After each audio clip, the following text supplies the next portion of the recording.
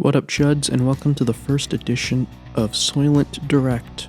In this video, I will be detailing various projects for the future, giving some statements on the state of the channel, and even a surprise announcement at the very end.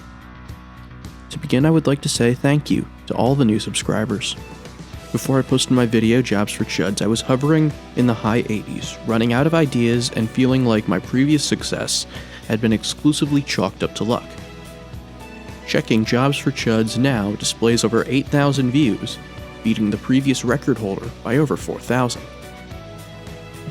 I appear to have punched into a far greater sphere than some of my more politically oriented videos, and it appears as though what I had to say struck a chord with a lot of people out there.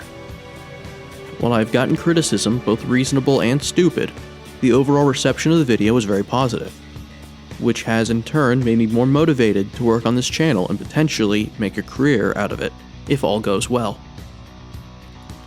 Before we begin, please write in the comment section which projects you are most interested in.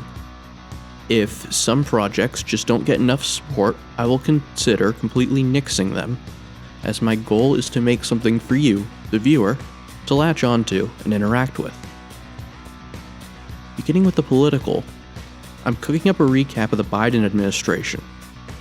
Set to Rock and Roll Part 2, this song is best known for playing when Arthur Fleck fully embraces being the Joker in the 2019 film of the same name. This will be a chronologically organized piece that takes clips detailing each and every blunder of the Biden administration, from his initial crash in popularity in early 2021, all the way to when he wanted to slap Trump supporters on the ass. If you don't like Biden, or you just want an easy-to-reference piece that details a decently comprehensive timeline of the Biden administration, let me know. If Biden isn't something you really care to hear about, and I quite frankly cannot blame you if that's the case, but you still want something political in nature, I'm considering creating a video that details why exactly Chuds have the political tendencies that they do, and how they could swing any national election if you give them the proper time and attention. This project would also function as a guide on how to win over Chuds to your side, and what it would mean for the long term if you were to hypothetically become the king of the Chuds.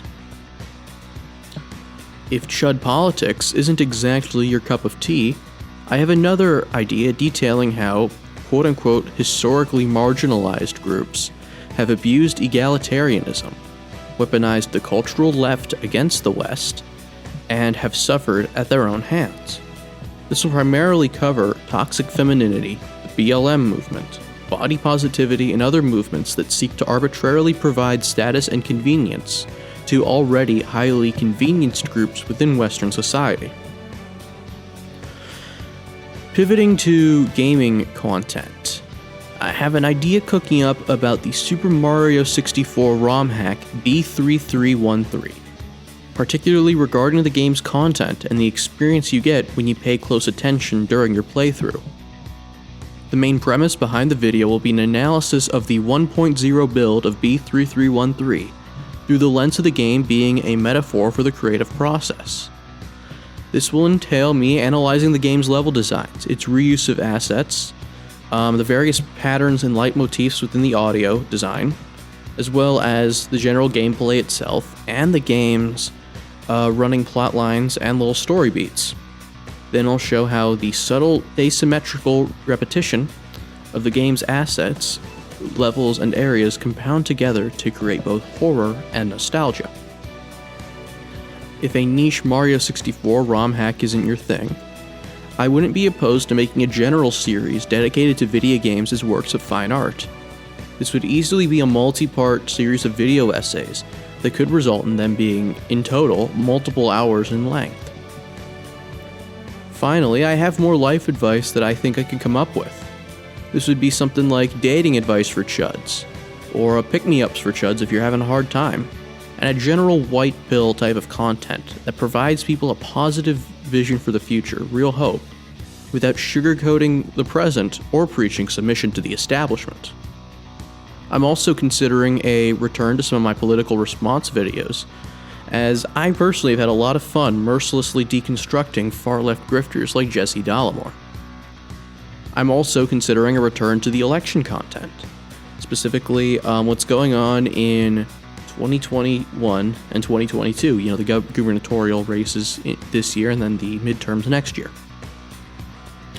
If any of this content interests you, or you have an idea of your own, feel free to comment down below. And before I close this video off, I have an emergency announcement. A PNG tuber called Cobson Talks makes some of the least gemmy content that a soy tuber could possibly make.